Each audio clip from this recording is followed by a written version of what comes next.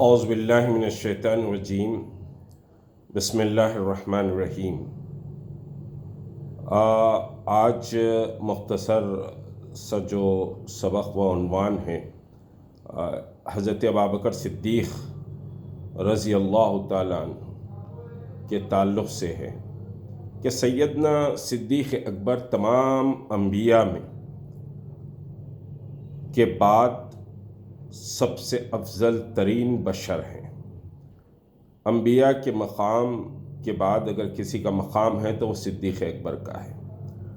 اور اللہ کے رسول صلی اللہ علیہ وسلم نے ایک موقع پر اصحاب نبی کریم صلی اللہ علیہ وسلم کی مجلس میں فرمایا تھا کہ تم میں سب سے زیادہ طاقتور کون ہے؟ کسی نے کہا کہ سیدنا عمر، اللہ کے رسول نے کہا کہ نہیں۔ کسی نے کہا کہ حضرت علی، پھر اللہ کے رسول نے کہا کہ نہیں۔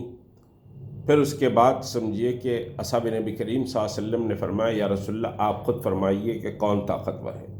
تو فرمایا کہ تم میں سب سے زیادہ طاقتور ابوبکر صدیق ہے۔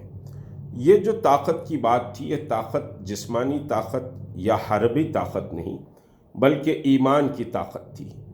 آج جو شریعت اور اسلام محفوظ ہے وہ حضرت صدیق اکبر کی ایمان کی قوت اور طاقت تھی۔ رسول کریم صلی اللہ علیہ وسلم کے بعد بہت سے جھوٹے داعیان نبوت کھڑے ہوئے اور اسلام کے تعلق سے ہر کوئی سمجھیے کہ یہ کہنے لگا کہ میں نبی ہوں۔ اس کا بڑا زبردست مقابلہ آپ نے کیا۔ پھر اس کے بعد زکوٰۃ کے تعلق سے لوگ سمجھیے کہ کہے کہ ہم نماز پڑھیں گے، روزہ رکھیں گے، حج کریں گے لیکن زکوٰۃ نہیں دیں گے۔ تو صدیق اکبر نے پوری قوت اور طاقت کے ساتھ ان زکوٰۃ نہیں دینے والوں نے جو اعلان کیا تھا ان کے خلاف جہاد کیا، حتیٰ کہ حضرت عمر جیسے شجیع اور قوی جن کے درے سے اور جن کے قوت اور طاقت سے لوگ کانپتے تھے، حضرت عمر نے کہا کہ ابوبکر یہ وقت نہیں ہے کہ ہم یہ زکوٰۃ کا انکار کرنے والوں سے مقابلہ کریں، کیونکہ ایک شورش ہے پوری مملکت میں۔ لیکن حضرت ابوبکر نے کہا کہ اگر ایک سمجھیے کہ رسی بھی، اگر کوئی اونٹ کی اپنی رسی کی زکوٰۃ بھی نہ دے تو میں اس کے خلاف مقابلہ کروں گا۔